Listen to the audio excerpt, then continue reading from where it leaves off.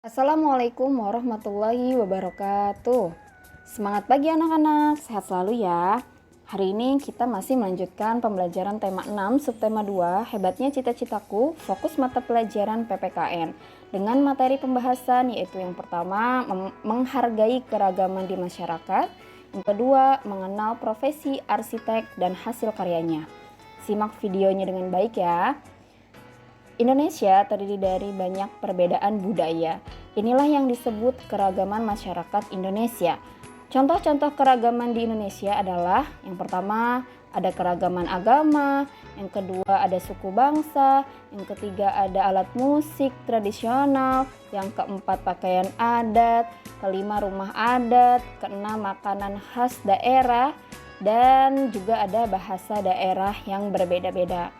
Meskipun masyarakat Indonesia memiliki banyak keragaman, kita sebagai bangsa Indonesia harus memelihara persatuan dan kesatuan dengan sungguh-sungguh. Memelihara persatuan dan kesatuan dapat kita lakukan dengan berbagai cara. Salah satunya adalah bekerja sama dengan orang yang berbeda suku atau daerah lain. Berikut ini beberapa contoh keragaman masyarakat Indonesia. Dimulai dari nama. Ada anak yang bernama Aceng dan ada anak yang bernama Joko. Aceng ini berasal dari suku Sunda. Sedangkan Joko berasal dari suku Jawa. Asal daerah Aceng yang berasal dari suku Sunda yaitu Jawa Barat. Sedangkan Joko berasal dari Yogyakarta.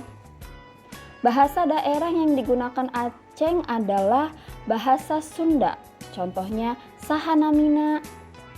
Sedangkan bahasa daerah yang digunakan Joko yaitu bahasa Jawa.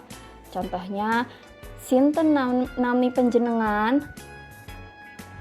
Pakaian adat yang berasal dari suku Sunda yaitu baju sukapara. Biasanya digunakan ketika acara pernikahan.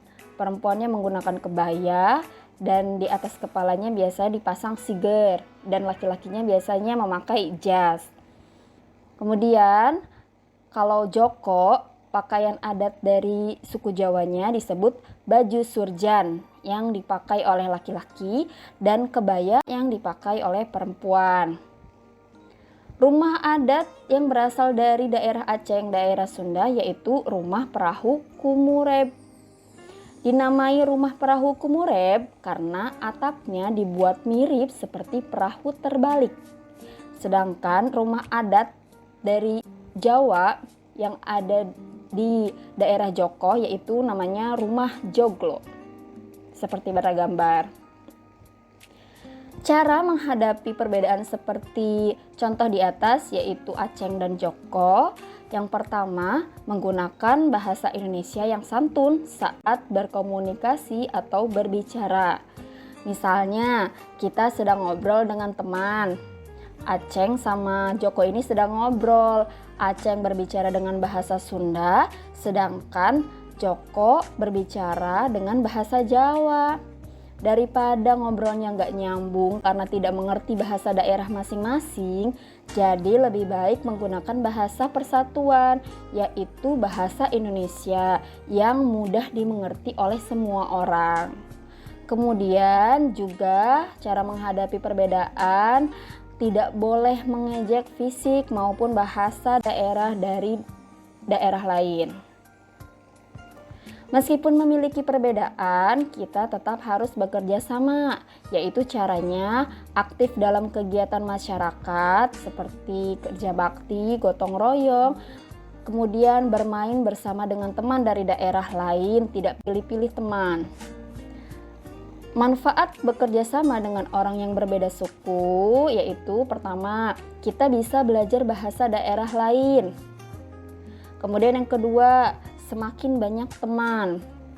Dan yang ketiga, mempererat persatuan dan kesatuan rakyat Indonesia seperti simbol negara kita yaitu Bhinneka Tunggal Ika. Meskipun kita berbeda-beda, tetapi kita tetap satu. Selanjutnya kita belajar tentang arsitek dan karyanya. Arsitek adalah seorang ahli di bidang rancang bangunan atau seorang yang menggambar desain bangunan atau gedung.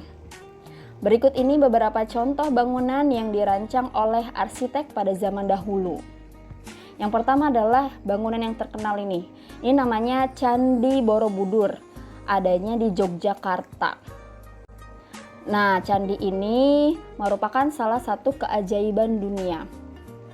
Karena salah satu candi yang terbesar, kemudian dibuatnya juga bukan dengan alat-alat modern dan tanpa perekat.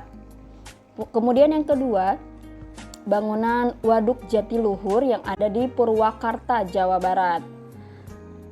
Waduk ini fungsinya untuk menampung dan mengalirkan air ke PLTA atau pembangkit listrik tenaga air. Jadi menyalurkan listrik ke masyarakat sekitar Purwakarta itu, Jawa Barat. Selain itu juga menyalurkan air ke sungai sehingga bisa mengairi sawah-sawah. Kemudian yang ketiga, bangunan yang ketiga yaitu Jembatan Suramadu. Jembatan ini penghubung kota Surabaya dan Madura. Jembatan ini merupakan jembatan terpanjang di Indonesia. Dengan jembatan ini juga kalau kita mau jalan-jalan dari Surabaya ke Madura, waktunya lebih singkat tibanya gitu. Kemudian yang terakhir ada Masjid Istiqlal yang lokasinya ada di Jakarta. Masjid Istiqlal ini terkenal simbol toleransi dan keharmonisan antar umat beragama.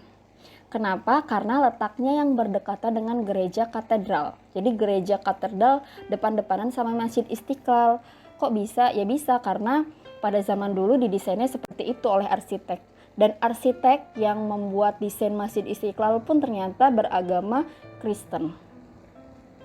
Nah, kalau mereka ini misalnya umat Islam yang beribadah di Masjid Istiqlal, ada perayaan Idul Fitri jatuh pada hari Minggu misalnya. Nah, orang-orang dari gereja katedral itu membantu mengatur lalu lintas pada saat sholat Id berjalan. Kemudian sebaliknya, kalau misalnya orang-orang Kristen itu merayakan Natal, orang-orang Kristen yang mau ke gereja bisa memarkirkan motor atau mobilnya di halaman Masjid Istiqlal. Nah, itulah yang disebut simbol toleransi dan keharmonisan antar umat beragama dari Masjid Istiqlal dan gereja katedral. Nah, anak-anak, dari penjelasan tadi kamu juga boleh loh menjadi arsitek, tapi menjadi seorang arsitek ataupun menjadi orang hebat di masa depan tidak bisa cuma kepengen saja, harus ada usaha yang dilakukan. Mulai dari sekolah atau belajar yang rajin, yang giat, kemudian melanjutkan sekolah ke jenjang yang lebih tinggi. Jadi semangat belajarnya ya, meskipun dalam kondisi terbatas, supaya apapun cita-cita kalian bisa terwujud. Amin. Alhamdulillah, cukup sekian pelajaran hari ini. Sampai jumpa lagi. Assalamualaikum warahmatullahi wabarakatuh.